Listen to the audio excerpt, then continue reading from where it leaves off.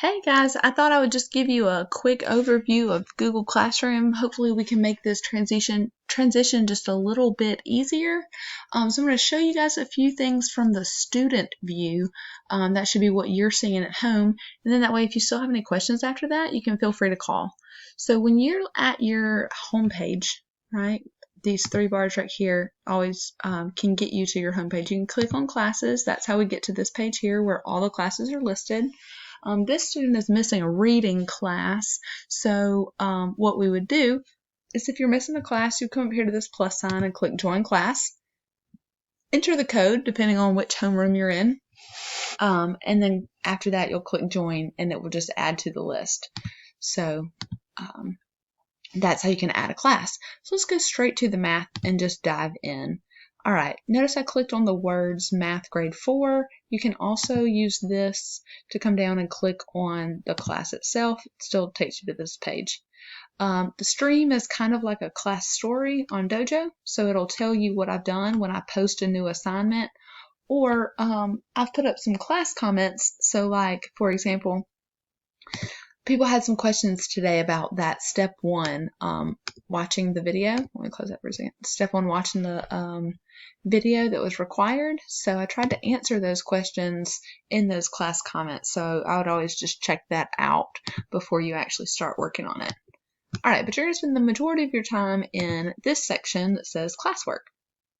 So these should be in order for you. So step one all the way to step 4. So step 1 is all about videos. So you're going to open this, view the assignment, click on this YouTube video, watch it. Let me back up because we're not going to watch it. And then when you're done, click Mark as Done, right? If there are any class comments about it, they're going to be here. If you need to send me a private comment about it, you can type your message in there, hit the little arrow, and it will come to me and I'll be able to respond. And that's just between you and I. Right, but when you're done, you're going to mark as done, and it says you didn't attach any work for this, for this assignment. Well, there is no work to submit. You don't have to prove that you watched this video. You just need to watch it. So click mark as done. And you're going to work your way through. This is the part I don't like. You have to go all the way back to here and here to go back to this home page and then back to classwork. Right? So the back button on here, not the best. Notice that this little icon turned gray after I turned it in. So everything that I still need to work on is in green, and then everything that I finished is in gray. So the second video is the same kind of deal, right? So you open it up, view the assignment, watch the video, read the class comments. Then when you go to turn it in, it's going to say that these 4 PDFs are also going to be turned in, and that's fine. What these are blank number lines and blank 10th grids and blank place value charts. They correlate with this video right here, so they're just resources if your student needs to use these things in order to be able to convert those fractions and decimals. So you're just going to click turn it in with those attachments still there. The reason we're doing that is because it's now saved under your work. So let's say that later you decide, ooh, I probably should use that place value chart. Well, it's still saved right there. You can click right there, open it up, and you're good to go. All right, let me try this back button. Oh, okay, maybe.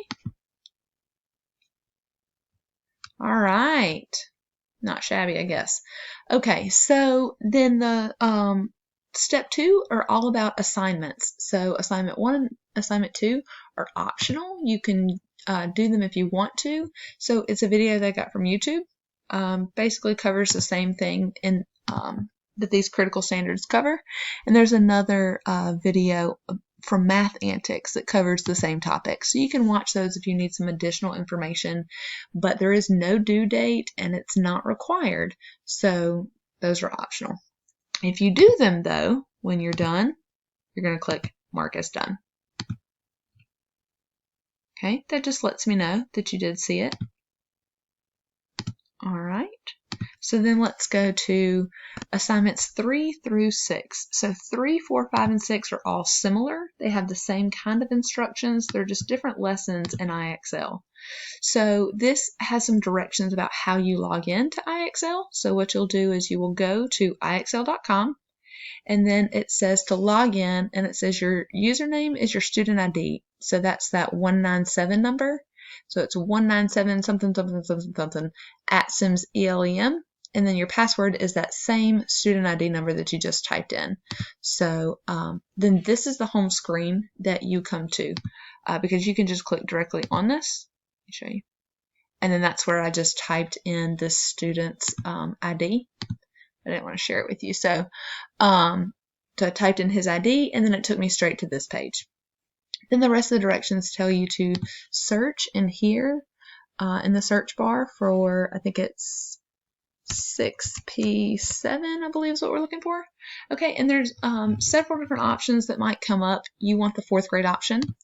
If more than one 4th grade option come up, you can look at the instructions, and it says this is going to help you find the 4th grade skill named T.9 convert fractions and mixed numbers to decimals with denominators 10 and 100, and that's exactly what that says, T9 convert fractions. Okay, so then you're going to answer these questions, 9/10 as a decimal. We're going to write that in, and we're going to click submit. If we're right, it's going to tell us we are. If we're wrong, it's going to tell us why we're wrong and what the correct answer is. So you're going to keep working on this skill until you see that that SMART score needs to be at least an 80. So I'm already at a SMART score of 40. 47. So you're just going to keep working until you get, oh, I'm sorry. I typed in too many zeros. You see that? So it gives you the explanation as to why 0.03 is the right answer and not one too many zeros. And we say, okay, I got it. I'm silly. I shouldn't have done that. Shouldn't have done that.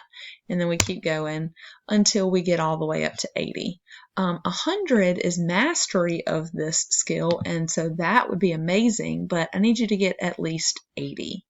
And so when you're done, again, there's nothing to submit. You just click mark as done. And you'll do this for all of the assignments 3, 4, 5, and 6. The only difference there is that assignment 6, I believe you only have to get a SMART score of 60. Can I open? Thank you. Yeah, you have to get a SMART score of 60 on this one. This one's a little harder, so the work's a little more challenging. So that's everything you need to know for the step 2. Now let's look at step 3. So step 3 is Flipgrid. So it's got the instructions for you. You literally just click Flipgrid. It's going to ask you to log in with Google. It'll probably save your accounts. And then boom, you're there. So from here, you can see others have already posted. And then to post yours, you're going to click this plus sign right there. Okay.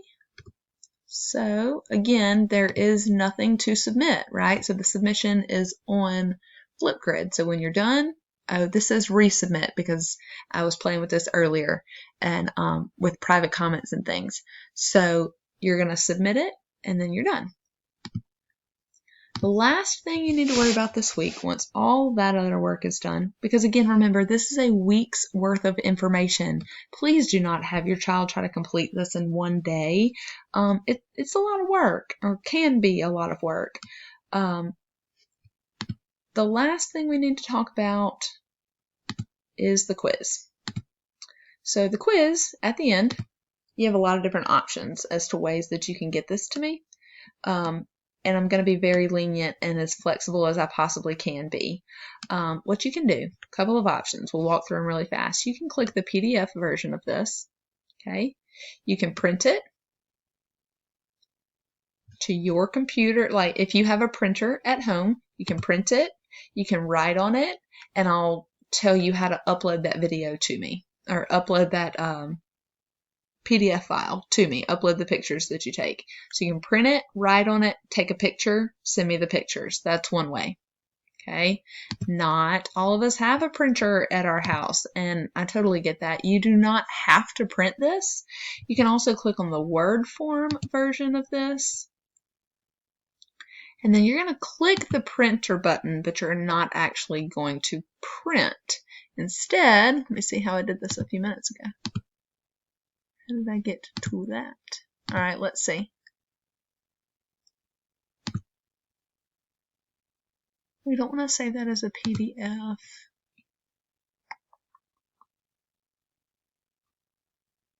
Well, that's strange, and that's not even what we want to use anyway because there's no equations in that, so that's a little weird. If your quiz does not have equations on it, I don't know. Google Classroom has gone a little insane, and I'm trying to figure it out, but as of right now, it's still a little shaky.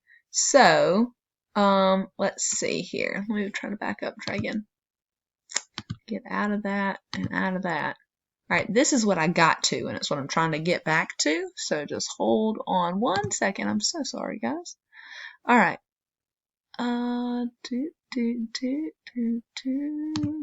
More actions. Oh, that's exactly what I did. So over here, you click More Actions, Open in New Window. All right, and then now you want to click Open with Google Docs. This one, of course, there it is. So now it's loading. So we couldn't see it before, couldn't see the equations, but magically they're here now. So the equations do exist. And what you can do is you can type in your responses here. You can, right now, I need you to cooperate. Thank you. You can type in your answers here, make changes to this document to select multiple choice things. You can my mouse today, guys. I've worked so hard, I guess. It's tired. All right, for multiple choice things, you can highlight, right? So just say, hey, I want my answer to be B, and I don't know, that one. Doesn't matter, right? Well, it does matter what you choose, but this is just for the quiz. All right, so you do all of your editings, you type it all in there, do everything you need to do. Once you're done, it's already shared with these 5 people. So this is a special ed teacher who services some students in our classroom, our assistant principal, myself, and the principal. We all have access to be able to see the whole Google Classroom. So click Done. And then let's just sidetrack this 1 second. So from my end, oh, hold on.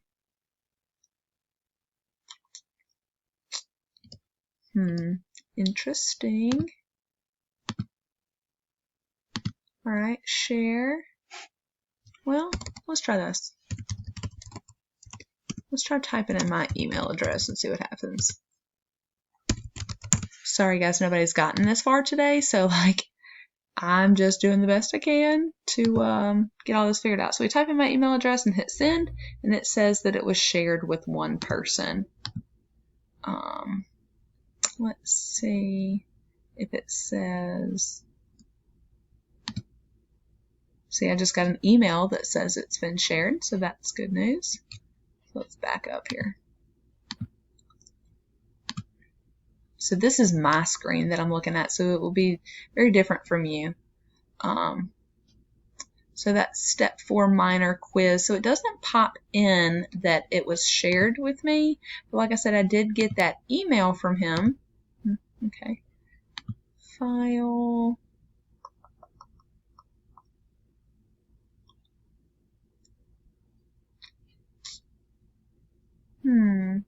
So you could always download this to any of these formats. You can email it as an attachment to me. That's another way. That share link, I think, did just the same thing. I was kind of hoping that we could, but it says all changes are saved in Drive. So I wonder, let's just close and close and close and go back. All right, so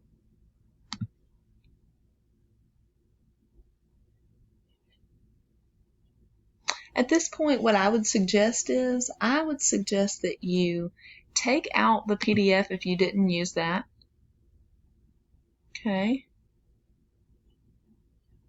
And then here's the word. So that might actually open itself up. So I would maybe not. Sorry, y'all. Just leave that there, I guess. Leave whatever format you put there. I'm going to delete this for now and just see what happens. But this add or create, right? So you can upload a file. So whatever file you just saved that Google Docs to, you can do that.